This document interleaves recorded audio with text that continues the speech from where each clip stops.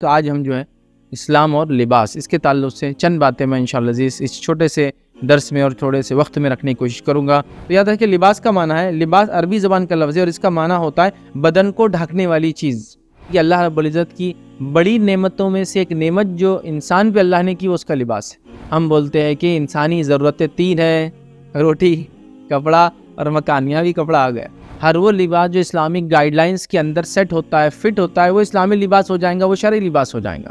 تو احکام شریعت کی 5 قسمیں ہوتی ہیں، یاد رکھیے۔ پہلا ہے کہ وہ جو فرض یا واجب جس کو کہتے ہیں، دوسرا ہوتا ہے سنت یا مستحب جس کو کہتے ہیں، تیسرا ہوتا ہے جائز یا مباح جس کو کہتے ہیں، چوتھا ہوتا ہے مکروہ اور پانچواں ہوتا ہے حرام۔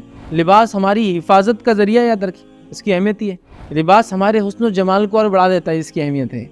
ایک انسان کو خوش نما اپنے نظروں میں بھی کر دیتا ہے اور خوش نما دوسروں کی نظروں میں بھی کرتا ہے۔ دیکھ کے اچھا لگتا ہے نا لباس۔ لباس میں معیار روی ہونا چاہیے۔ لیکن ایک بڑی تعجب کی بات ہے کہ لوگوں نے ماڈرنزم کے نام پہ لباس کو کم کر دیا، جبکہ میری عقل میں یہ بات سمجھ میں نہیں آتی کہ ایک آدمی غربت کی وجہ سے لباس کم پہنے اور ایک آدمی ماڈرنزم کی وجہ سے لباس کم پہنے، دونوں میں ڈیفرنس کیا ہے؟ ماڈرنزم کا مطلب یہ ہوگا لباس ٹپ ٹاپ، لباس اچھا، لباس خوبصورت، لباس نئے ڈیزائن سے بنا، لباس نئے کپڑوں سے بنا ہوا، لیکن وہ لباس وہ ہوگا جو ساتر ہوگا، سطر کو ڈھکتا ہوگا۔ مرد اور عورتوں کا سطر الگ ہوتا ہے، اس کو کمپلیٹ ڈھکتا ہوگا اور اس کے علاوہ بھی جسم کے ان حصوں کو بھی ڈھکتا ہوگا جس سے انسان اور خوشنما لگے۔ مردوں کا عورتوں کی طرح اور عورتوں کا مردوں کی طرح لباس نہ ہو، ورنہ یہ درست نہیں ہوگا۔